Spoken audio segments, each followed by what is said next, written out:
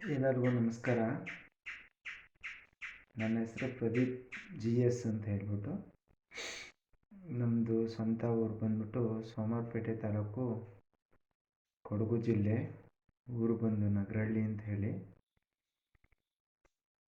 ನಮ್ಮದು ಏನು ಈ ಉದ್ದೇಶಕ್ಕೆ ವಿಡಿಯೋ ಮಾಡ್ತಾಯಿದ್ದೀನಿ ಅಂದರೆ, ಕರ್ನಾಟಕ ಶ್ರೀ ಭುವನೇಶ್ವರಿ ಸಹಕಾರ ಸಂಘ ಅಂತ ಹೇಳ್ಬಿಟ್ಟು ಇವತ್ತೀಗ 50 ಜನ ಮೆಂಬರ್ ಆಗಿದ್ದಾರೆ. ಅದು ಉದ್ದೇಶ ಏನು ಅಂತ ಹೇಳಿದರೆ, ಇವತ್ತಿನ ವಾತಾವರಣಕ್ಕೆ ತಕ್ಕನಾಗಿ ಬೆಳೆಗಳು ಬೆಳೀತಾ ಇಲ್ಲ. ಈಗ ಸುಮಾರು ಆಸ್ಟ್ರೇಲಿಯಾದು ಮೆಕೊಡೋಮಿಯಾ ಬೆಳೆ ಆಗಲಿ, ಇನ್ನೂ ತುಂಬ ವೆರೈಟಿ ಬೆಳೆಗಳಿದ್ದಾವೆ. ಇವತ್ತೇನೋ ರೇಟ್ ಇರುತ್ತೆ, ನಾಳೆ ಹೆಂಗತ್ತೆ ಅಂತ ಹೇಳೋಕ್ಕಾಗಲ್ಲ. ಮಿಶ್ರ ಬೇಸಾಯ ಮಾಡೋಣ ಅಂತ ಹೇಳಿ ನಮ್ಮದು ಒಂದು ಪ್ಲ್ಯಾನ್ ಇತ್ತು ಫಸ್ಟಿಂದ. ಆದರೆ ನನಗೆ ಕಾಫಿ ತೋಟದಲ್ಲಿ ತುಂಬ ಅನುಭವ ಇದೆ. ನನಗೆ ಫಸ್ಟು ಸತ್ಯ ಎಸ್ಟೇಟಿಂದ ಸ್ಟಾರ್ಟ್ ಆಗಿ ಚೆಟ್ಟಿಯರ್ ಎಸ್ಟೇಟಿಂದ ಹಿಡಿದು ಗೌಡ್ರ ಎಸ್ಟೇಟ್ವರೆಗೂ ಅನುಭವ ಇದೆ. ಸಿದ್ಧಾರ್ಥ ಅವರು ಆಯಿತು, ನಿಮ್ಮ ಈ ಕಡೆ ಬೇಲೂರು ಕಡೆ ಕೃಷ್ಣೇಗೌಡರಾಯಿತು, ಮತ್ತು ಈ ಕಡೆ ಸುಂಟಿಕೊಪ್ಪದಲ್ಲಿ ಆನಂದ್ ಬಸಪ್ಪರು ಆಯಿತು ಎಸ್ಟೇಟ್ ಕಡೆ ಫೀಲ್ಡ್. ಆದರೆ ಮತ್ತು ಬೇರೆ ಫೀಲ್ಡು ಆಗಿದೆ, ಬೆಂಗಳೂರಲ್ಲಾಗಿದೆ, ಅಪಾರ್ಟ್ಮೆಂಟ್ಗಳಾಗಿದೆ, ಮತ್ತು ಗಾರ್ಮೆಂಟ್ಸು ಆಗಿದೆ, ಮತ್ತು ಈ ಕಡೆ ಇನ್ನೂ ಹೋಗಬೇಕು ಅಂದರೆ ಬಾರ್ ಲೈನು ಆಗಿದೆ. ಈ ಕಡೆ ಇನ್ನು ಜಿಲ್ಲೆಗಳು ನೋಡೋಕ್ಕೆ ಹೋದರೆ ಮಂಗಳೂರು ಆಗಿದೆ, ಹಾಸನ ನೋಡಿದ್ದೀನಿ, ಕೆಲಸ ಏನೂ ಮಾಡಿಲ್ಲ. ತಿರ್ಗಾ ಈ ಕಡೆ ಬಂದರೆ ಬೆಂಗಳೂರು, ಮಂಗಳೂರು, ಮೈಸೂರು, ಮತ್ತು ಟ್ರಸ್ಟ್ಗಳು ಹೋದರೆ ಈ ಆಧ್ಯಾತ್ಮಿಕ ಟ್ರಸ್ಟ್ಗಳು ಆದಿಚುಂಚನಗಿರಿ, ಆವಾಗ ದೊಡ್ಡವರಿದ್ದರು ಬಾಲಗಂಗಾಧರ ಸ್ವಾಮೀಜಿ ಇದ್ದಾಗ. ಮತ್ತು ನನ್ನ ಗುರು ಸ್ವೀಕರಿಸಿದ್ದು ಸೋಮನಾಥ ಸ್ವಾಮೀಜಿ ಮೈಸೂರು ಸಾಕೆ ಮಠದಲ್ಲಿ, ಇವಾಗಲೂ ಇದ್ದಾರೆ.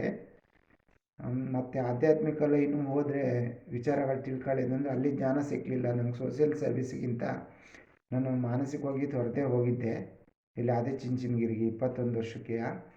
ಮತ್ತು ನನಗೆ ಒಂದು ಗೈಡ್ಲೈನು, ನಮ್ಮದೇನೋ ಒಂದು ಮೆಂಟಾಲಿಟಿ ಸೆಟ್ಟಿಂಗ್ ಸರಿ ಇರಲಿಲ್ಲ ನಮಗೆ. ಯಾಕೆಂದರೆ ನಮ್ಮ ತಂದೆ ತಾಯಿ ಅಷ್ಟು ಎಜುಕೇಟೆಡ್ ಅಲ್ಲ, ಯಾಕೆಂದರೆ ರೈತಾಪಿ ಕುಟುಂಬದಲ್ಲಿ ಮಧ್ಯಮ ವರ್ಗದಲ್ಲಿ ಬೆಳೆದವರು. ಹಾಗಾಗಿ ನನ್ನ ಮೆಂಟಾಲಿಟಿ ತಿಳ್ಕೊಂಡು ನಡೆಸೋ ಅಂಥವ್ರು ನನಗೆ ಸಿಗಲಿಲ್ಲ.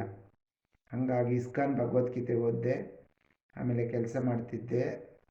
ಅದು ಮಾಡಿದಾಗ ಮೈಂಡೇ ಒಂಥರ ಬೇರೆ ಕಡೆ ಆಗೋದು, ಎಲ್ಲ ನಾರ್ಮಲ್ ಜನಕ್ಕೆ ಸೆಟ್ ಆಗ್ತಿರ್ಲಿಲ್ಲ. ಆಮೇಲೆ ಇದ್ರ ಮಧ್ಯೆ ಗ್ಯಾಪಲ್ಲಿ ನಾನು ಸಿದ್ಧಾರ್ಥ ಅವ್ರ ತೋಟದಲ್ಲಿ ಕೆಲಸ ಮಾಡಿ 8 ವರ್ಷ ಕಳೆದೆ. ಅಷ್ಟೊತ್ತಿಗೆ ಮದುವೆ, ಫ್ಯಾಮಿಲಿ ಅಂತೆಲ್ಲ ಆಯಿತು. 40 ವರ್ಷ ಕ್ರಾಸ್ ಆದಮೇಲೆ ಜೀವನದಲ್ಲಿ ಏನೂ ಒಂದು ಮಾಡಲಿಲ್ವಲ್ಲ, ಏನೂ ಸಾಧನೆ ಮಾಡಲಿಲ್ವಲ್ಲ. ನನಗೆ ಆಗಿಂದನೂ ದುಡ್ಡು ಮಾಡಬೇಕು, ಮತ್ತು ಚಿನ್ನ ಹಾಕ್ಕೋಬೇಕು, ವೆಹಿಕಲ್ ತಗೊಂಡು ಮೆರಿಬೇಕು, ಈ ಮೆಂಟಾಲಿಟಿ ಇರಲಿಲ್ಲ. ನಾನು ಸ್ವಲ್ಪ ಆಧ್ಯಾತ್ಮಿಕದಲ್ಲಿ ಸ್ವಲ್ಪ ಜ್ಞಾನವಾಗಿ ಆಳಾಗಿ ಹೋಗೋಕ್ಕೆ ಇಷ್ಟಪಟ್ಟಿದ್ದು. ನಾನು ಬೆಂಗಳೂರು ಸಂಪಾದನೆ ಮಾಡಿದ್ದೆಲ್ಲ ಈ ಪೆಟ್ಟಿಗೆ ಒಳಗಿದೆ ಪುಸ್ತಕಗಳು. ಅಲ್ಲಿ ಅದೇ ಭಗವದ್ಗೀತೆ ಆದಮೇಲೆ ಇವತ್ತಿನಗೆ ಪರೀಕ್ಷಿತ ಮಹಾರಾಜ ಹೆಂಗೆ ಹೇಳಿರ್ತಾನೆ, ಶ್ರೀಮದ್ ಭಾಗವತಮಲ್ಲಿ ಹೇಳಿದ್ದಾರೆ ಕಲಿಯುಗದ ಮಹಿಮೆ ಹೆಂಗಿದೆ ಅಂತ. ಅದೇನೇ ಇರಲಿ, ಆಮೇಲೆ ನಾನು ಆ ಬಿಜಿ ಶೆಡ್ಯೂಲಲ್ಲಿದ್ದಾಗ ನನಗೆ ಜಕ್ಕಾರೆಡ್ಡಿ ಗುರುಗಳು ಅಂತ ಹೇಳ್ಬಿಟ್ಟು ದೀಕ್ಷೆ ಕೊಟ್ಟರು, ರಾಜಯೋಗ ದೀಕ್ಷೆನ. ಆ ಬುಕ್ಕು ಇದೆ ಇಲ್ಲಿ, ಜ್ಞಾನ ಸಿಂಧು ಮತ್ತು ದೇವಿ ಪರಾಯಣ ಅಂತ. ಅದು ಪ್ರಾಣಾಯಾಮದಲ್ಲಿ ಒಂದು 6 ತಿಂಗಳು ಬ್ರಹ್ಮಚಾರಿತ್ವ ಕಟ್ಟುನಿಟ್ಟಾಗಿ ಪಾಲಿಸಿ ಬ್ರಾಹ್ಮಿ ಮುಹೂರ್ತದಲ್ಲಿ ಇದು ಮಾಡಬೇಕು. ಹಾಗಾಗಿ ನಾನು ಮನೇಲೇ ಬಂದೆ, ಯಾವ ಕಡೆ ಆ್ಯಕ್ಟಿವಿಟೀಸಿಗೆ ಹೋಗಲಿಲ್ಲ, ಇದೊಂದು ಸಾಧನೆ ಮಾಡ್ಕೊಳ್ಳೋಣ ಅಂತ. ಫಸ್ಟು 3 ತಿಂಗಳು ನಮ್ಮದು 42 ಟೈಮಿಂದ ನಮ್ಮದು ಜನ್ಮ ಪಡ್ಕೊಂಡಿರುತ್ತಂತೆ ಕಲಿಯುಗದಲ್ಲಿ. ಅವೆಲ್ಲ ರಿಮೂವ್ ಆಗಬೇಕು ಅಂದರೆ ಸ್ವಲ್ಪ ಕಷ್ಟ ಆಗುತ್ತೆ, ಇಲ್ಲ ಅಂತ ಹೇಳಲ್ಲ. ಅದು ಯಾಕಪ್ಪ ತಗೊಂಡೆ ಹಿಂಗೆ ಅಂತ. ಆಮೇಲೆ 3 ತಿಂಗಳಾದಮೇಲೆ ನಾರ್ಮಲ್ ಆಗ್ತಾ ಬಂತದು. ಆಮೇಲೆ ನನಗೊಂಥರ ಒಂದು ಜ್ಞಾನ ಬೆಳೆದಂಗೆ ಆಯಿತು. ಆವಾಗ ಶ್ರೀದೇವಿ ಹೂಗಾರು ಅಂತ ಮಾಸ್ಟರ್ ಮೈಂಡ್ ಇದು ಇತ್ತು. ನಮ್ಮದು ಎಲ್ಲಕ್ಕೂ ನಮ್ಮ ಮೈಂಡೇ ಕಾರಣ, ನಮ್ಮ ಮನಸ್ಸೇ ಕಾರಣ. ಮತ್ತು ನಮ್ಮ ರಾಘವೇಂದ್ರ ದುರಿತ ಪಾರಸ್ತೋತ್ರದಲ್ಲಿ ಹೇಳಿದರು, ವೇದ ಶ್ರುತಿ ಪುರಾಣ ಎಲ್ಲ ಮನಸ್ಸಿಗೆ ಅಂತ. ಆದರೆ ಹೇಳಿರ್ತಾರೆ, ಅದು ಯಾವ ಥರ ತಿಳಿಸ್ಕೊಡೋಕ್ಕೆ ಗುರುಗಳು ಬೇಕಲ್ಲ. ಆಮೇಲೆ ಜಕ್ಕಾರೆಡ್ಡಿ ಗುರುಗಳಿಂದನೂ ಈ ನಾವೇ ಸ್ವಂತ ಸಾಧನೆ ಮಾಡಿದಾಗ ಅದ್ರ ಅನುಭವಗಳಾಗ್ತವೆ. ಅದಕ್ಕೆ ಅನುಭವ ಮಂಟಪ ದೊಡ್ಡದು ಅಂತ ಹೇಳೋದು. ಅದರಿಂದ ಕ್ಲೀನ ಮಾಹಿತಿ ತಗೊಂಡು ಬೀದರಿಗೆ ಒಬ್ಬನೇ ಹೋಗಿ ನಾನು ಅದರಿಂದ ವಿಚಾರಗಳು ತಿಳ್ಕೊಂಡು ಲೈಫಲ್ಲಿ ಇವತ್ತು ಅವರು ತನ್ನ ಮಗಳ ಕಳ್ಕೊಂಡು ಸಣ್ಣದರಲ್ಲಿ ಅವರ ತಾಯಿ ತಂದೆ ಕಳ್ಕೊಂಡು, ಅವ್ರ ಚಿಕ್ಕಮ್ಮನ ಹಂಗಲ್ಲಿ ಬೆಳ್ಕೊಂಡು ಸಕ್ಕ ಸಂಘರ್ಷಗಳು ಎದುರಿಸಿದ್ದಾರೆ. ಆದರೆ ಅವ್ರು ಗೌರ್ಮೆಂಟ್ ಜಾಬ್ ಇದೆ, CRP ಅಂತ ಏನೋ ಹೇಳ್ತಾರೆ, ದೈವ ಸ್ಕೂಲ್ ನೋಡ್ಕೊಳ್ಳೋದು. ಅವ್ರ ಗಂಡನೂ ಜಾಬ್ ಇದೆ. ಒಂದು ಹೆಣ್ಣಿಗೆ ಏನೋ ಸಪೋರ್ಟ್ ಇಲ್ದಾಗ ಏನು ನೋವು ಅಂತೇಳಿ ಛಲಗಾರ್ತಿ ಅವಳು, ನಿಜವಾಗ್ಲೂ ಹೇಳಬೇಕು. ಅಂಥವರು ಅಂಥವ್ರ ಮಗ ಅಂತ ಹೇಳಿ ಎಲ್ಲೋ ಬೀದರ್ಲಿ ಹುಟ್ಟಿರೋ ಒಂದು ತಾಯಿ ಒಂದು ಕೊಡಗಲ್ಲಿ ಹುಟ್ಟಿರೋ ಹುಡುಗಿಗೆ ಹೇಳ್ತಾಳೆ ಅಂದರೆ ಅದು ಸಾಮಾನ್ಯ ಹುಡುಗಾಟದ ಮಾತಲ್ಲ. 80 ವರ್ಷದವರು ನನ್ನ ಮಕ್ಕಳ ಥರ 3 ದಿವಸ ಇದ್ದಿ ಅಂತೇಳಿ. ನಾನು ಈ ತಾಯಿಗೆ ದೀಕ್ಷೆಗೊಳಗೆ ಹೇಳಿರು, ನಿಮ್ಮ ಹಿಂದೆನೇ ಇರ್ತಾಳೆ ದೇವಿ, ನೀವು ಯಾವಾಗ ಶುದ್ಧ ಆಗಿ ಸಾಧನೆ ಮಾಡ್ಕೊ ಹೋಗ್ತೀರಾ, ನಿಮ್ಮ ಎದುರುಗಡೆಗೆ ನಾವು ನೀವು ಹೆಂಗೆ ಮಾತಾಡ್ತೀರ, ಈ ಎನರ್ಜಿ ನಾನು ಹೊರಗಡೆ ಹೋಗೋಕ್ಕೆ ಬಿಡಲ್ಲ, ಈಗಲೂ ಬಿಡಲ್ಲ, ಎಲ್ಲೂ ಹೋಗೋಕ್ಕೆ ಬಿಡಲ್ಲ. ನಾನಿದ್ದೀನಿ, ಯಾಕೆ ಅಂತ. ಬೆಳಗ್ಗೆ 4 ಗಂಟೆ ನಿಧಾನ ಆದರೆ ಕರಿತೆ ಹೆಸರಿಡ್ದು.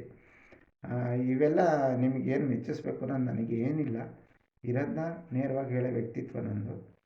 ಆಮೇಲೆ ನಾನು ಹೋಗಿ ಬೀದರಿಗೆ ಹೋದೆ.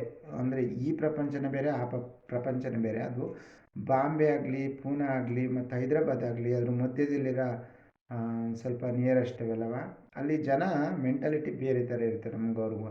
ಮತ್ತು ಅಲ್ಲಿ ಸಾಧು ಸಂತರು ಓಡಾಡೋ ಅಂಥ ಸ್ಥಳ ಅಂತ. ಅಲ್ಲಿ ಹಿರಿಯರೇ ನಮ್ಮ ಕಡೆ ಗೌರ್ಮೆಂಟ್ ಜಾಬಲ್ಲಿದ್ದವರೆಲ್ಲ ಹೇಳಿದರು, ಮೈಸೂರು ಮಡಿಕೇರಿ ಕಡೆಯೆಲ್ಲ ಇದ್ದವರು.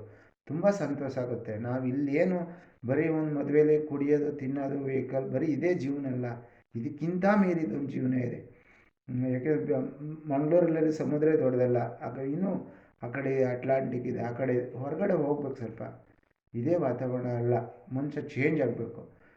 ಈ ವಿಡಿಯೋ ಮಾಡೋದು ಉದ್ದೇಶ ಏನು ಅಂದರೆ, ನಮ್ಮ ಸಹಕಾರಿ ಸಂಘ ಇದೆಯಲ್ಲ, ಕರ್ನಾಟಕ ಭುವನೇಶ್ವರಿ ಸಂಘದ್ದು, ಆ ಕಾನ್ಸೆಪ್ಟ್ ಇಟ್ಟೇ ನಾನು ಮಾತಾಡ್ತಾ ಇರೋದು. ಇದೊಂದು ಸ್ವಲ್ಪ ಗೊತ್ತಾಗಲಿ ಅಂತ ನಾನು ಹೇಳಿದೆ ಅಷ್ಟೇ.